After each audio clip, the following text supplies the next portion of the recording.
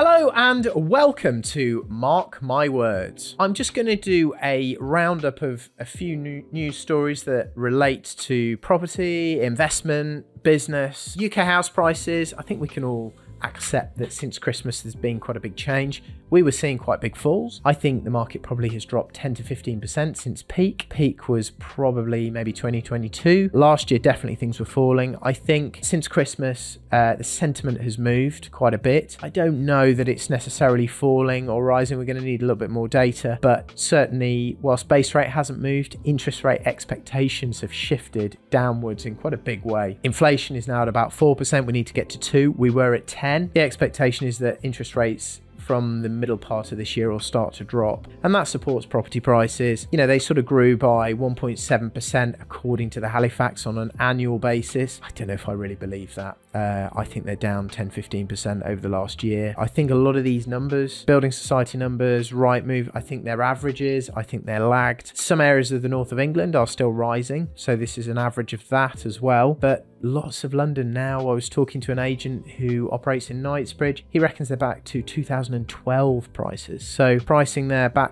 sort of 10-12 years.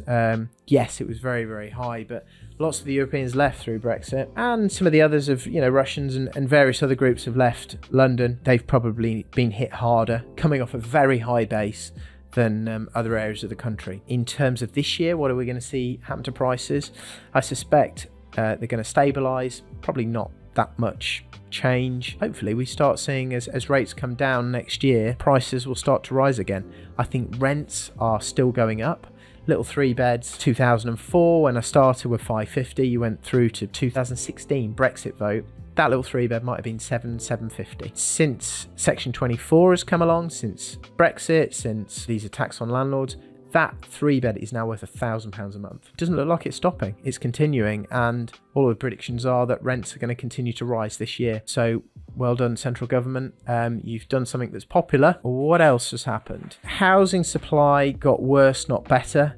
This is Michael Gove announcing measures to boost housing supply by unlocking planning restrictions on brownfield sites. He's going back to the 300,000 number, which they promised. I think David Cameron's government originally promised to build that many houses every year. Haven't got anywhere close. I think we've been lucky to touch 200,000 per annum. And this is more, I would say, tinkering around the edges. Maybe it will help, but, removing housing targets from local councils as they did a few months ago and not resourcing planning departments is certainly having a greater effect, I would say, on reducing housing supply. So I'm not sure any of that was particularly good. And then renters reform bill on the brink of collapse. Can't say that I'm disappointed. Lots of the backbenchers have been putting pressure on Gove to think again, which I think they probably should do. Look, landlords usually, ourselves included, only really use the Section 21 process because you're trying to evict a tenant because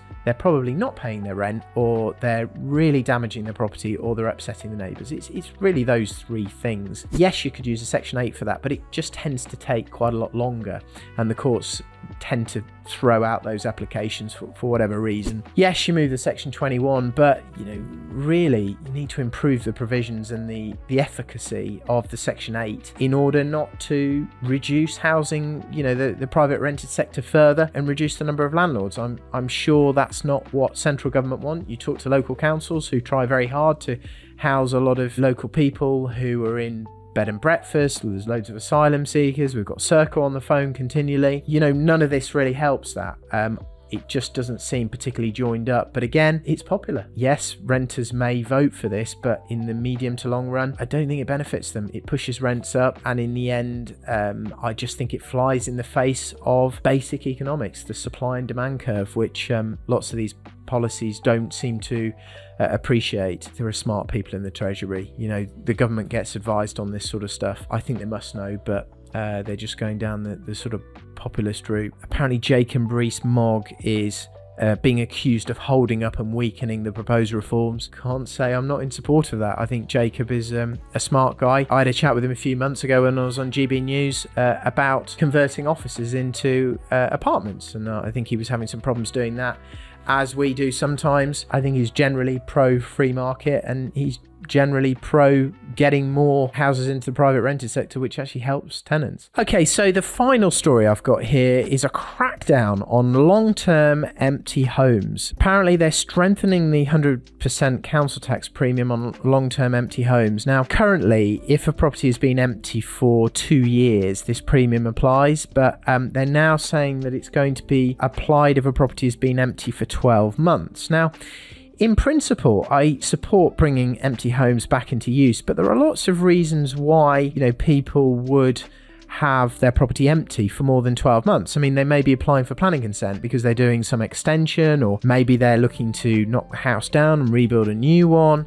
Things that are not in the envelope of a long-term empty home. The property is awaiting redevelopment. I've applied for planning consents. Planning consent can easily take 2 years, and taking conditions off takes even longer when you add that in. So that seems pretty unfair to me.